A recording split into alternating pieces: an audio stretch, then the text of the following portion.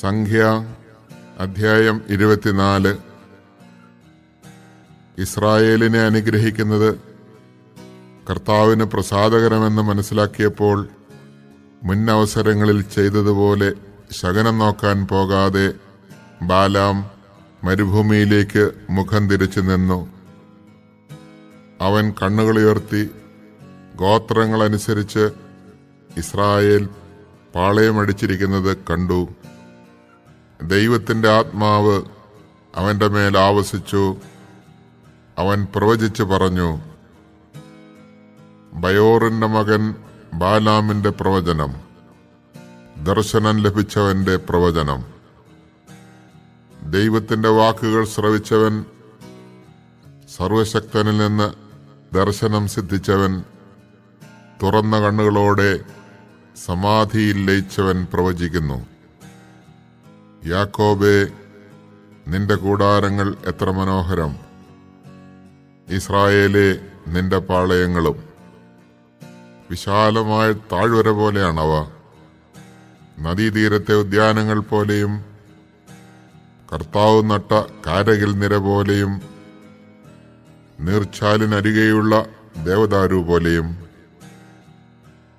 അവന്റെ ഭരണികളിൽ നിന്ന് വെള്ളം കവിഞ്ഞൊഴുകും. വിത്തുകൾക്ക് സമൃദ്ധമായി ജലം ലഭിക്കും. അവന്റെ രാജാവ് അഗാഗിനേക്കാൾ ഉന്നതനായിരിക്കും. അവന്റെ രാജ്യം മഹത്വമണിയും. ദൈവം ഈജിപ്തിൽ നിന്ന് അവനെ കൊണ്ടുവന്നു.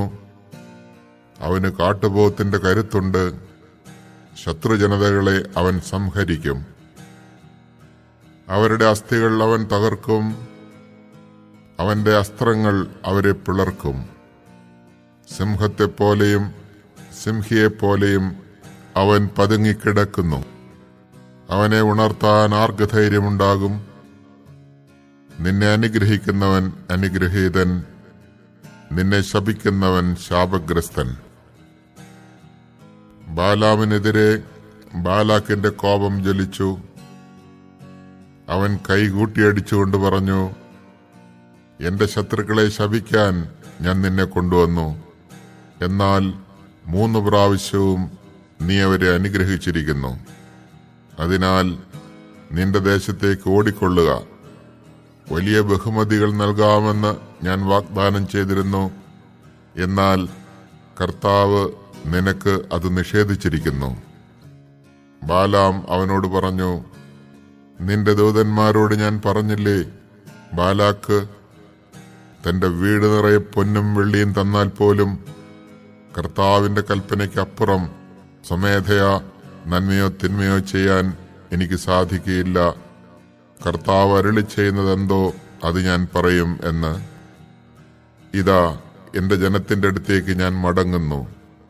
ഭാവിയിൽ ഇസ്രായേൽ നിന്റെ ജനത്തോട് എന്തു ചെയ്യുമെന്ന് ഞാൻ അറിയിക്കാം. ബാലാം പ്രവചനം തുടർന്നു.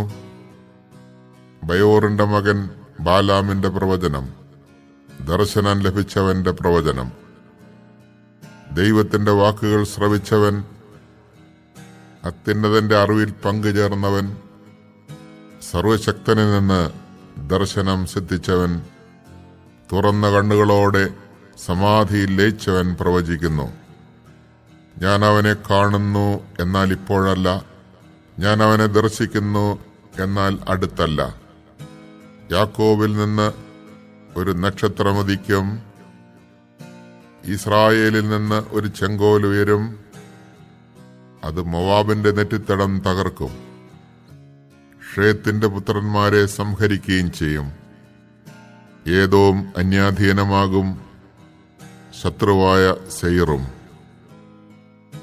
ഇസ്രായേലോ സുധീരം മുന്നേറും. ഭരണം നടത്താനുള്ളവൻ യാക്കോബിൽ നിന്ന് വരും. പട്ടണങ്ങളിൽ അവശേഷിക്കുന്നവർ നശിപ്പിക്കപ്പെടും. അവൻ അമലേക്കിനെ നോക്കി പ്രവചിച്ചു. അമലേക്ക് ജനതകളിൽ ഒന്നാമനായിരുന്നു. എന്നാൽ അവസാനം അവൻ പൂർണ്ണമായി നശിക്കും. അവൻ കേന്യരെ നോക്കി പ്രവചിച്ചു. നിന്റെ വാസസ്ഥലം സുശക്തമാണ്.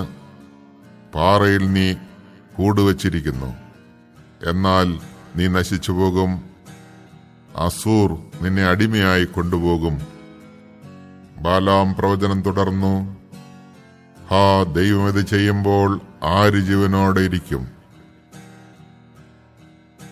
കിത്തിമിൽ നിന്ന് കപ്പലുകൾ പുറപ്പെടും, അസൂറിനെയും ഏബറിനെയും പീഡിപ്പിക്കും, എന്നാൽ അവനും നാശമടയും. ബാലാം സ്വദേശത്തേക്ക് മടങ്ങി, ബാലാക്ക് തന്റെ വഴിക്കും പോയി.